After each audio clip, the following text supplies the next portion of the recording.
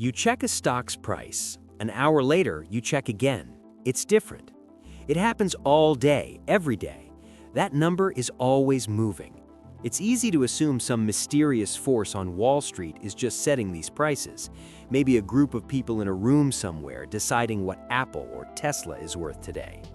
But that's not how it works at all. The truth is much more straightforward and honestly more interesting.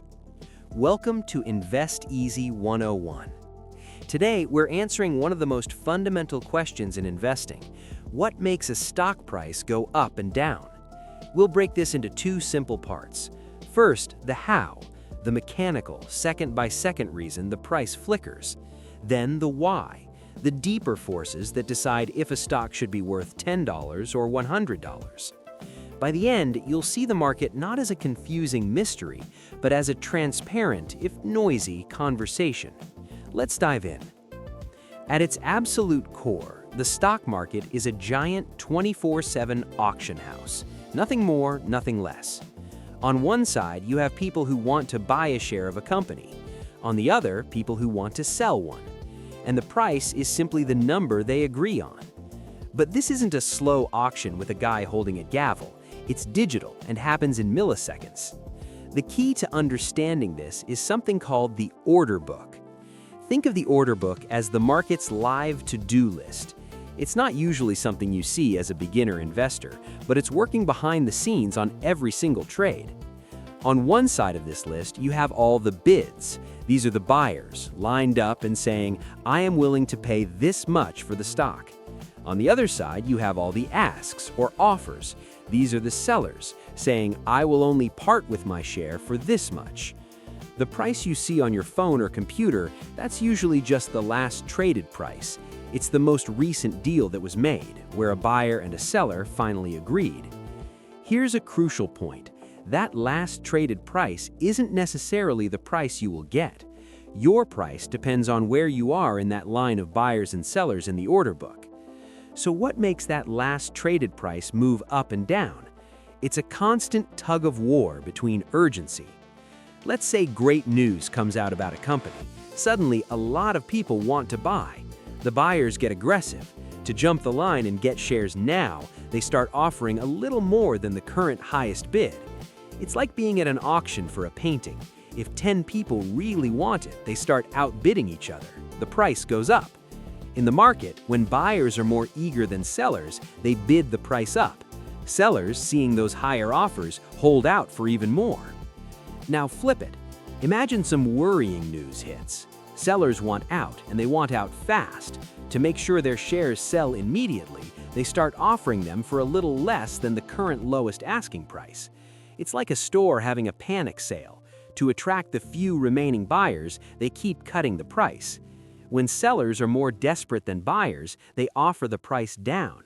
Buyers, seeing prices falling, step back and wait, hoping for an even better deal.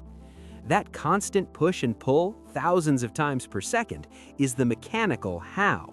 It's pure real-time supply and demand. Okay, so prices move because of buying and selling urgency. But what makes a buyer think a stock is worth $50? What makes a seller think it's worth $60? This is where we get to the why, and it centers around a key concept: intrinsic value. Think of intrinsic value as the estimated true worth of a business based on its fundamentals, its profits, its assets, its growth prospects. It's like appraising a house by looking at its size, location, and condition, not by what a frantic bidder offered during a housing boom. This idea matters because it's an investor's anchor. If your estimate of a company's intrinsic value is $100 per share, and the market is currently selling it for $70, you might see a bargain. You become a buyer. If the market is charging $150 for it, you might think it's overpriced. You'd avoid it or be a seller. But here's the critical disclaimer. Intrinsic value is not a perfect agreed-upon number. It's an estimate. It's subjective. Two smart investors can look at the same company and come up with two different intrinsic values. It's a North Star, not a GPS pin. So how do investors even make this estimate? They use a few common tools. You don't need to be an expert in them now, but knowing they exist helps you understand the market's logic. Method 1. The discounted cash flow. This is the most thorough method. In simple terms, you try to predict all the future cash a company will generate, then figure out what that future money is worth in today's dollars. Why less? Because a dollar today is worth more than a promise of a dollar in 10 years. You add it all up to get a value. It's like valuing a lemonade stand not by today's $10 in sales, but by predicting its summer profits for the next 5 years and then translating that total back to what it's worth to you right now. Method 2 is price to earnings and comparables.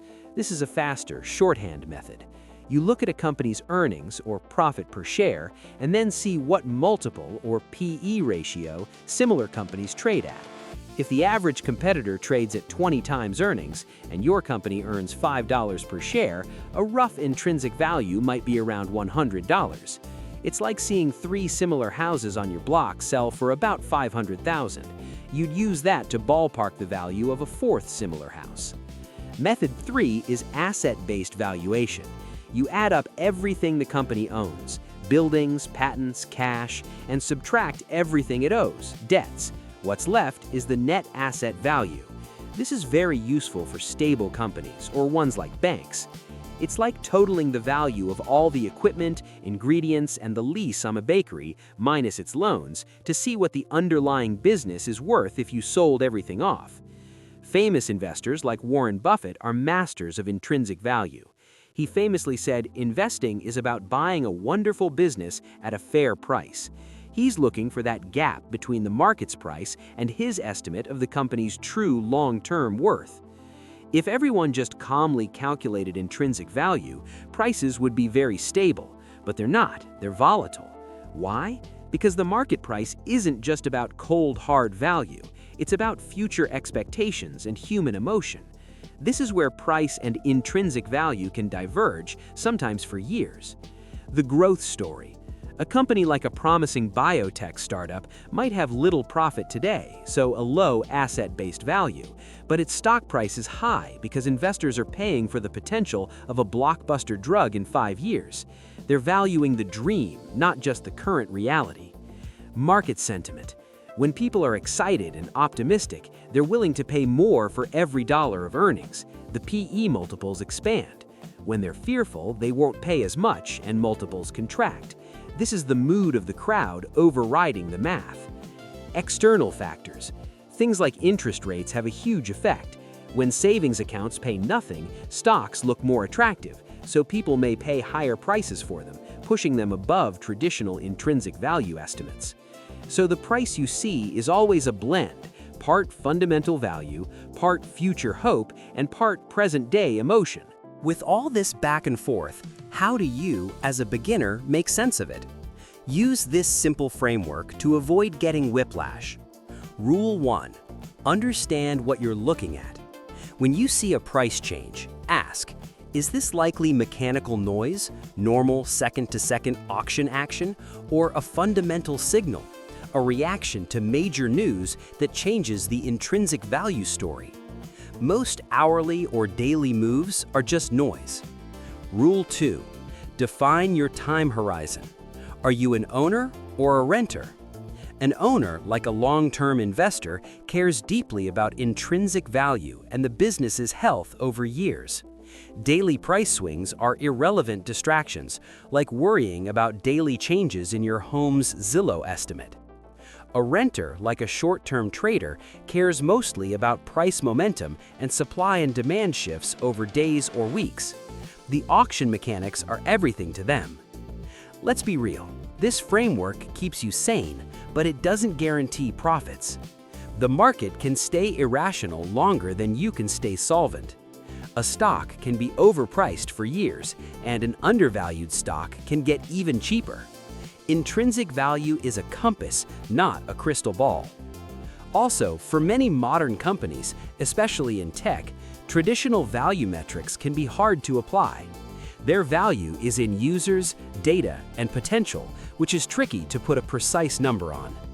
Our framework helps you understand the why behind price moves, but it doesn't give you the power to predict them. So, to summarize in one sentence, a stock's price is the real-time result of an auction driven by a mix of the company's fundamental value and the market's ever-changing expectations and emotions. Your clear next step is to practice Rule 1. Next time you see a big green or red day for a stock you know, pause. Look up the news. Ask yourself, was that a fundamental signal or just market noise? That simple question starts building your investor intuition. If you found this helpful and want more guides that pull back the curtain on how investing really works, please subscribe to Invest Easy 101. Now, I'm curious, after today's lesson, what's one thing about the stock market that makes more sense to you? Let me know in the comments below. Thanks for watching. Until next time, invest smart and invest easy.